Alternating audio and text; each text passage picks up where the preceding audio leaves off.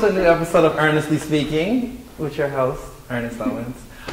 Thank you guys for coming to this episode. We have a lot to talk about.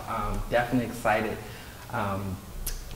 So the other day I was like, at a restaurant, and there was this old woman with her daughter, and they were sitting down. She was, maybe the woman was like maybe 75, and the other girl was there with her. It was two girls. And the girl walks out. She's darker, and the other girl's lighter, and she says to the girl, "You are so dark, you stay in the sun too long, you didn't stay in the sun too long, you look as good as her." And the girls were about maybe, I want to say 15 to 17 years old, which I was like, oh, And then I'll go out again, I'm at a party in the club, and the DJ's there talking, and he's all like, any light-skinned girls in the house, say hey. All the dark-skinned girls go in the back. He says it's in the club. And I'm kind of like, what is this real? Like, it was just weird to me. And like, I would listen to songs when I was younger, and I would hear some of these little messages and red bone and these things, and guys, girls. I just heard this before, and it kind of just, shocked me. And I just realized that I started looking into this more. I said, let me look up this. It's got to be a word for it. And it's called colorism, which is this idea, basically that there is within the black community, minority communities, whether Latino, Indian, or Asian, because, Filipinos are Asians too. People forget that. That there's this color distinction within groups and biases and preferences and all this stuff. And it just started making me think about, this nonsense that was out about transracial, which is the most dumbest word that has come out since on fleek. So, with that being said, I was just curious to know, what do people out there, what are their experiences with colorism and their experiences with just, talking about, what are your experiences, if there is any? There are many people here who have different skin tones and colors, so people should have opinions. Because, all of y'all can't be as fabulous as me. And I'm fabulous and brown. Please. What's your name? Nikki. Nikki. Hey, Nikki. Hi, how are you? Great. So I'll share this. When I was doing my MBA, I dated one of my fellow classmates. Where did you do your MBA? At Temple. So we did an international program, and we were all blown away. We spent time in India by how prevalent advertisements were in India, bus stations, on TV about bleaching cream. And that's when it kind of hit all of us as a class. We actually had a huge discussion about it, about how, we thought that was just an issue within the black community. And the Caribbean, since I know bleaching is a huge issue there as well. But we found it to be very prevalent throughout Asia as we traveled through Asia. So fast forward, we get back to the States, was dating one of my classmates, a black guy, and he said to me one day, "You're lucky." I'm like, well, why am I lucky? Because you're lighter than me. That's the only reason I would date a black woman, is if she was lighter than me. Like, he said he wouldn't date black women if they were darker than him. And that was the last time we dated. All right.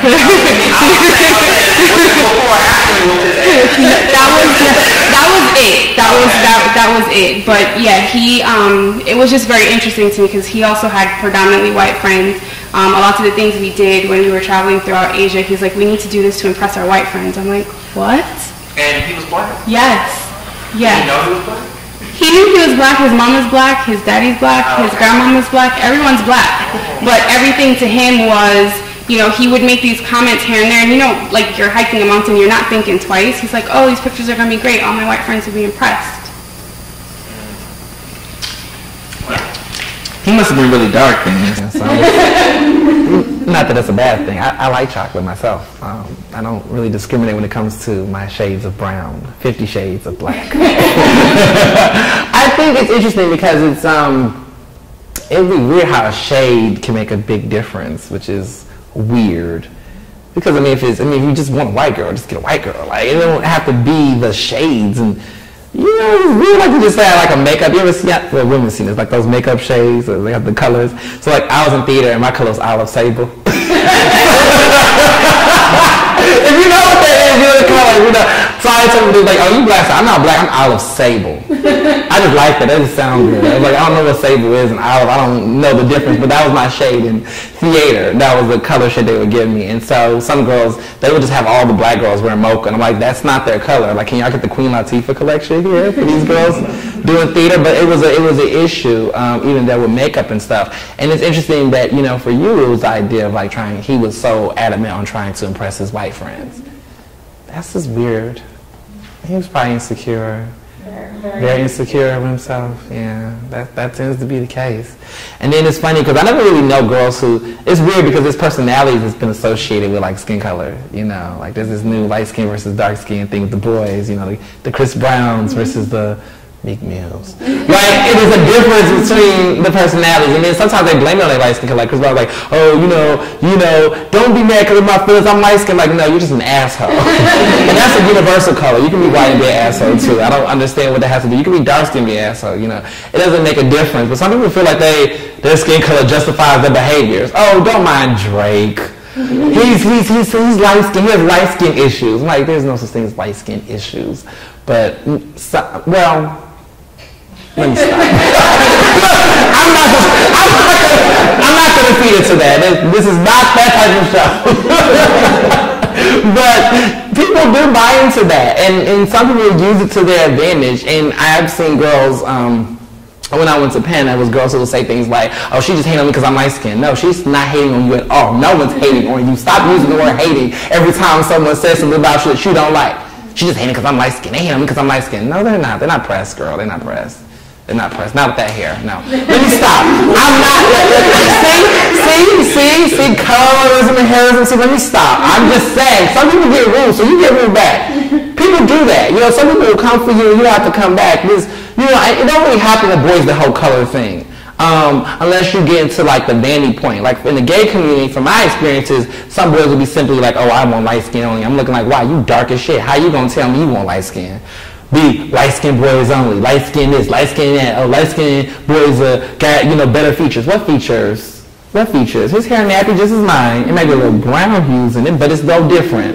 But then they get these pictures where they do the boys with the lips, and I'm talking too much. With the selfies, with the looks, and it's like, oh, that's a light boy, that's a light skinned boy pose. They'll be all on the camera with the lips out. And then the dark skinned dudes be so mad in the back. But you know, colorism is kind of put right in all the stuff that we see. You know, I had an ignorant, not ignorant moment, but I had a very, you know, lowbrow conversation with my friend. But he made me start thinking about these things. He says, you know, angel food cake is white, devil's cake is black. You know, angel food cake is white. You know, why the blackjack ends the game. You know, why in Lion King Scar's dark, and that's supposed to be his brother, but then his brother and his whole kin is like very, very light. And Scar's all dark with black hair and black dark features. And the hyenas are dark and voiced by dark Latino characters like Whoopi Goldberg and guy from Cheech and Chong. But then, you know, James Earl Jones, a light-skinned, wise man, gets to be played Mufasa. And Matthew Broderick, a white man, gets to play Simba. And this is all set in sub-Saharan Africa, where even when you watch animated cartoons, the light characters win and the dark characters fail. That's the Lion King. It's a circle of life. And it's interesting because I just feel like that kind of manifests within, you know, your childhood. You growing up and watching the Barbie dolls the girls play with, the things the boys are told, you know, all these different cultural colloquialisms that you say, is it just me or is it the world I live around me? And then you see some of these covers, because I'm going to come for your fave, some of you all. How many of you are guilty of being in the Beehive? I'm in the Rihanna Navy. Personally, I'm in the Rihanna Navy. I'm just a Rihanna Navy fan. But, you know, people, you know, I look at some of Beyonce's covers and I feel like the older she gets, the lighter she gets, which is weird to me.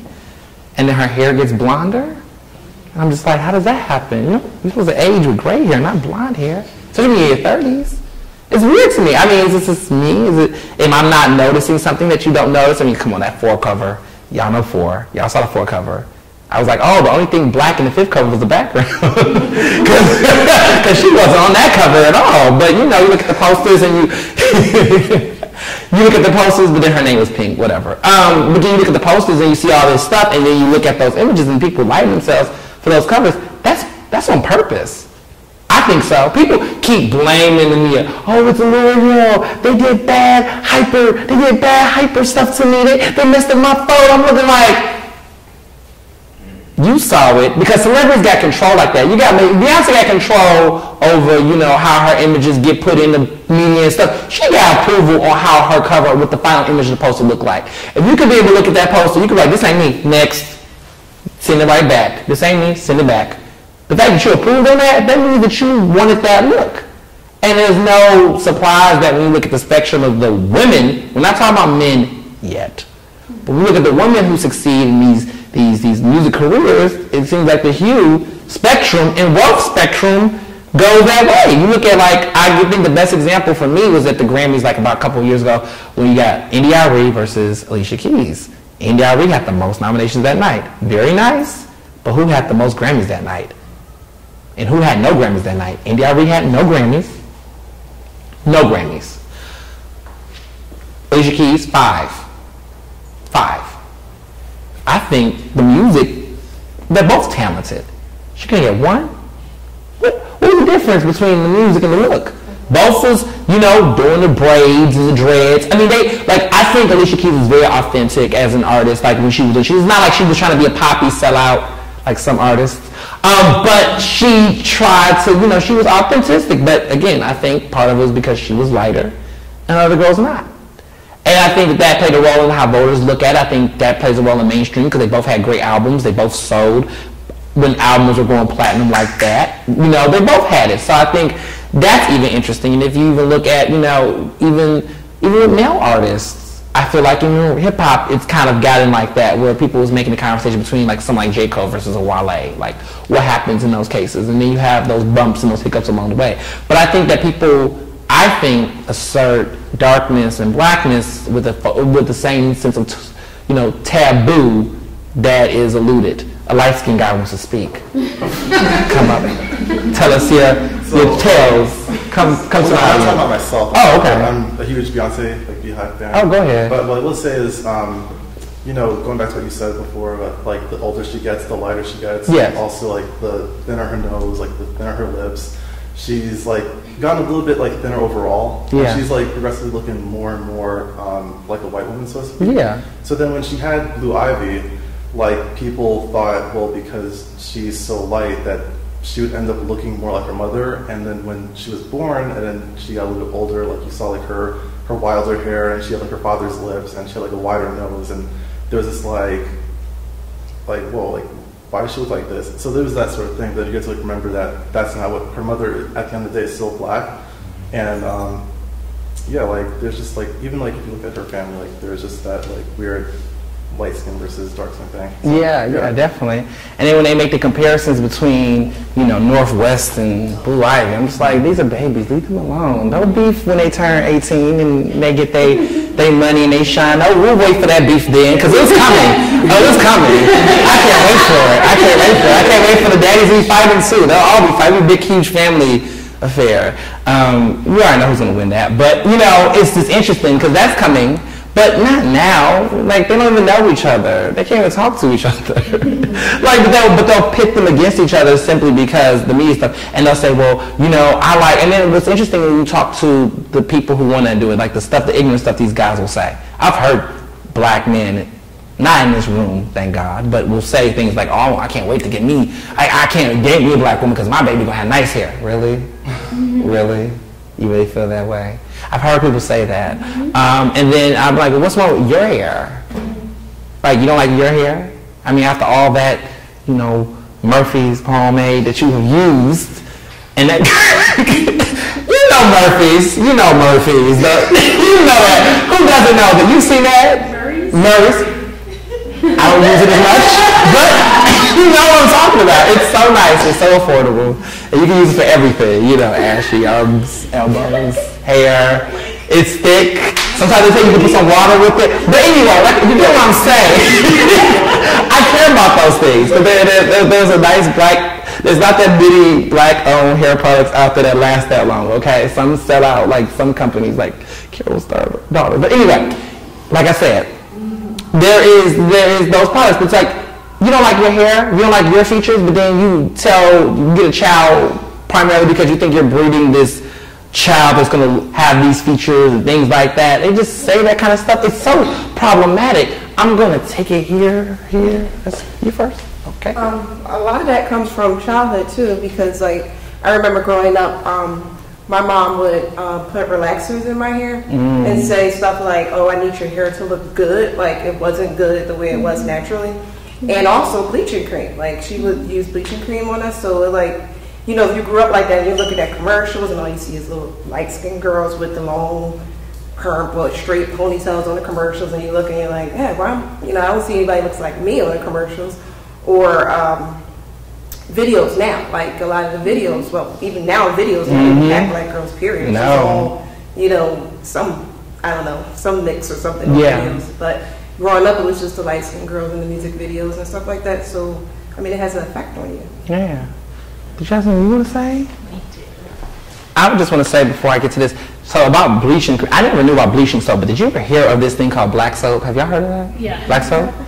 African black soap? I didn't know what that was. I was scared when I was little. I was like, I don't want my skin to be, because they would tell, you know, they would say black soap and then my hands would get dirty, but I was like, I didn't know if those were one of those products, like it was like Lusters or whoever, someone makes it, but anyway, yeah. Well, some of these issues that deals with colorism just goes to the extent of how Europe and Europeans have convinced the entire world that anything that doesn't look like them is wrong. And it goes on what Nikki was saying about the Indians. They have huge market cornered of bleaching cream. We can go to Asians, East Asians, Northeast Asians, and get your eye surgeries, and like typically don't have a bridge of a nose, so they get a bridge nose put in there, so and they cut their eyes so they can look more European. Of course, you know, in the African diaspora, you know, shit's real over here. But let me tell you a story. My mom's side of family is from Cape Verde, which is an island nation off the coast of West Africa. It's an African country that was part of this, it was a stopover for the slave trade that was colonized by the Portuguese. So essentially people are West African and Portuguese-ish in different degrees of concentration.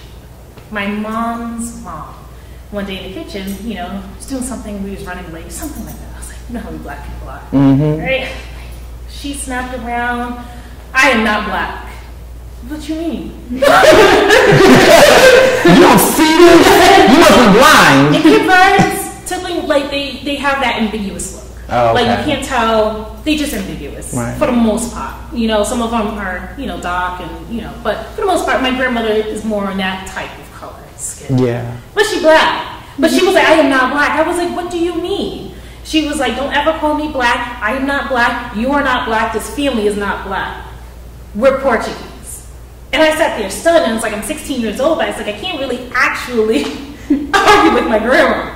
I was like, it's on the continent of Africa, regardless of who colonized it. It's an African nation. And they gained their independence like 1977, 1978, but there's black people there. Yeah. So in our family, we have this colorism thing that's actually breed within our family. And it's because the old heads came to the United States and they already saw what was going on over here, and it was like, shit, we're not going to be them. They got it bad. I was like, we're a little bit lighter, so we're a little bit more good. We have a little bit more European blood, so we're better than them. So whatever it is, we're going to distance ourselves from the typical black Americans because we're better because we have Portuguese blood. And we're Portuguese. We're not Cape Verdean. Oh, we're Cape Verdean now. My grandma, no, we're Portuguese. We're not even Cape Verdean. Wow. And if you go up to New England, where we all are, you can get a good percentage of them still deny that they're African or black. Wow. And in that community, in that subset of the black community, it is something vicious. My brothers still have not dated a black woman. One's 30. Well, okay, let me back it up. She's Cape Verdean. But like I said, they only consider it black. Cape Verdean is Amber Rose is from Cape Verde, I think, or she's Cape Verdean or something like that. She's half. Half. See? Give me them facts, girl. Let her know. She ain't all she had. Don't get it twisted. She ain't repping us with that twerking. No. It's funny because I get annoyed at that distancing part I get with a lot of my black friends where they just feel so caught up in distance us. I don't know what the hell I am. I know I'm black. Oh, but I don't. You know everyone's Indian. Whoa, thank you. I don't look at that. You see this Cherokee here?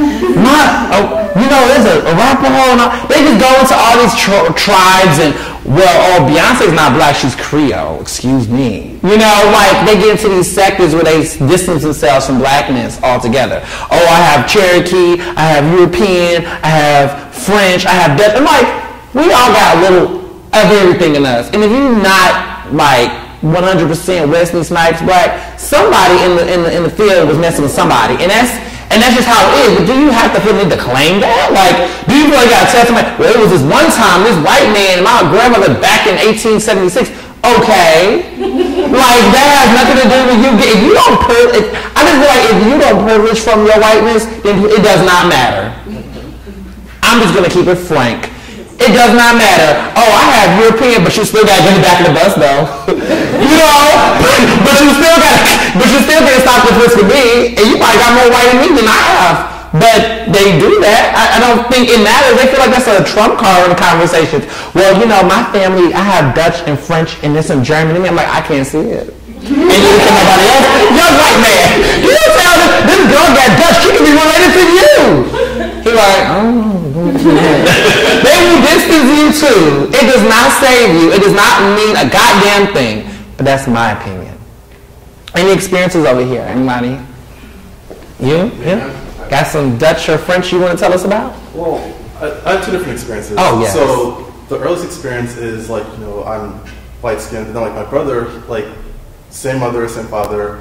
He's your complexion. Okay. And then my sister, she's in between the two of us. And so then our mother, she's almost like a white woman almost. So we have this broad spectrum of different shades of black within our family. So growing up, I never really thought of color. Also, I was maybe one of 5 black kids in my class, from before high school. So I was treated as black, regardless of how light I was always considered a black kid. So I just was whatever, I'm just black. Right. And then I went to college, and I remember that summer, someone came to me and was like, "Oh, what are you?" I'm like, "Oh, I'm a freshman." It's like,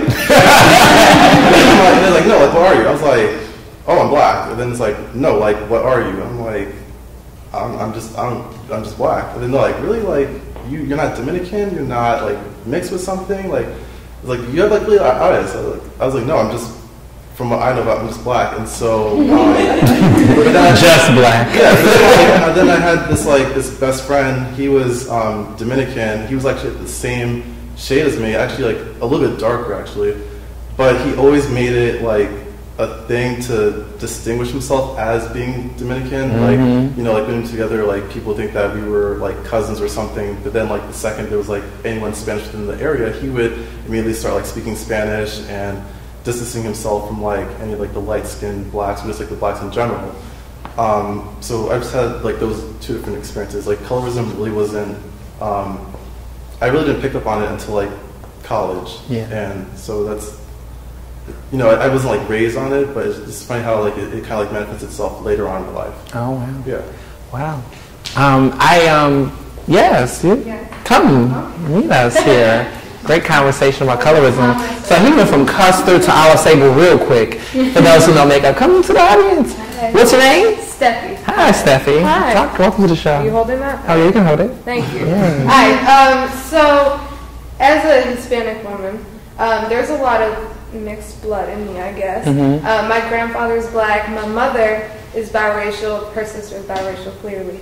And her sister's a lot darker than her. My mom got light skin with just curly hair, and then she married a Puerto Rican man and had me. But I really don't have any melanin, clearly. Yeah. Thank you. But I grew up with my cousins on the Lower East Side in the projects. My mom would bring me through. I hung out with them all the time. So growing up, I had a little bit of an identity crisis because I went to an all-white school on the Upper East Side, and for a long time... Of where? Upper East Side of where? Manhattan. Oh, Manhattan, okay. And for a long time, I wanted to, erase the skin that I was in and become whitewashed and dye my hair blonde and be skinny. And there were a lot of pressures of just being a minority in a white school. And I never wanted to associate myself with my black side and with my Hispanic side. until I got to college. And I was like, gosh, these white people are so vanilla. And I went towards the black community. I was like, yes, my people. And they were like, nah, what you doing here? And it felt really bad, quite honestly, because to want to be a part of a community that you feel as though you've been a part of since you were little, and to have them shun you because you are of a lighter complexion, and to have the Latino community shun you because you're not perfectly speaking Spanish, and you're from Puerto Rico, actually, so you're still a citizen. Like, it's very different. And to be in my own skin, like, it's difficult because you want to claim this, but everybody's like, nah, but you have privilege. And you're like, but I get it. But you really just want to fit in with the people that you've been raised with. So it's just a different perspective. Yeah. Gotcha. She got that middle child syndrome within her spectrum. It ain't so easy on the white side. Oh, here on Ernestly speaking, she's in an awkward position. Yes. Come up.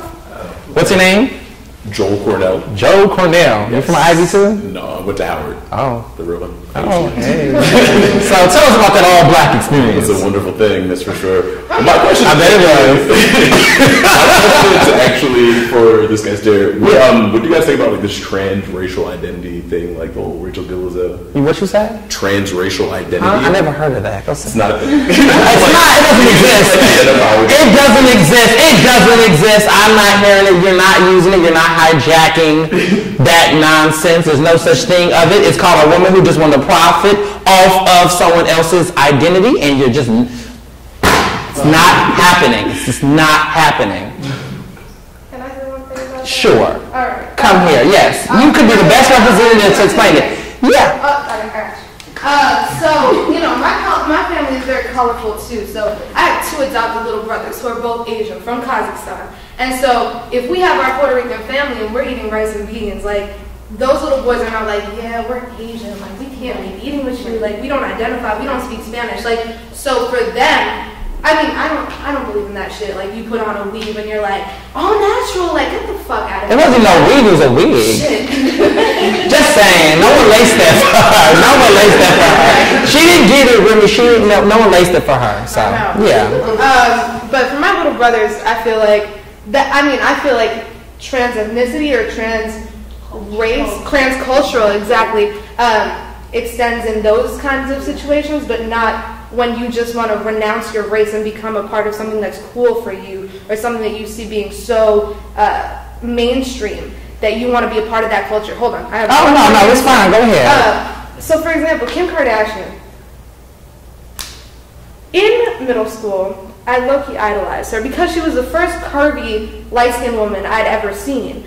I mean, not ever seen, but compared to all the white people that I was seeing who looked like this, I was like, damn, maybe I could actually, you know, gain a little weight and look like her. And now I feel like that whole family is just capitalizing off of features that black women and Hispanic women have had since the beginning of time. And the only reason why she's making so much money off of it is because of her skin color. Like, everyone wants to see a white woman with a big ass. Why not? Well, everyone wants to see a white woman with a bald ass. Let me just clarify that real quick.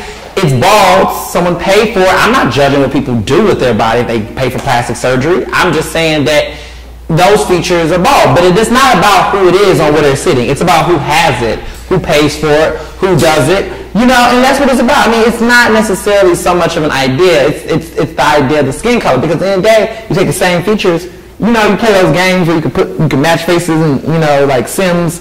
And you can change faces. And you can change different stuff. I feel like that's what they do. And what changes is the color, but not the features. So you can put the big butt on Kim, literally. You can take the nose pieces, the hair pieces, and put it there, and all of a sudden it's revolutionary. Standing up for people's body and all this nonsense. I think at the end of the day, you know, I guess what I take from all of this personally is that, you know, we just as a people need to, number one, get ourselves together. I'm not being accusatory, but we can do a lot better with how we discuss it within our own circle. Because I feel like, I mean, not to say that whatever we do to each other, we can't expect others to change, but what we can do is that within our own communities, we can find ways to stop that and put people in check about it. Because I think a lot of people don't push people back on that kind of stuff. They hear people make these comments, they may hear people say this nonsense, and they don't push them to say, well, why do you think that? well, think about that a little bit more. Like, if you don't know why you're thinking, then you think before you speak. I want to say another way. You know how you would say another way to come right after that? I can't say it. It's Philly Cam. But think before you speak, boy. You know what I mean? It's a euphemism. But that's what I really want to say to them. And so I just think, thank you so much for your thoughts. And, we don't solve all the problems here, but at least we bring them to the table so people watching, like right now, can think about them. Thank you so much.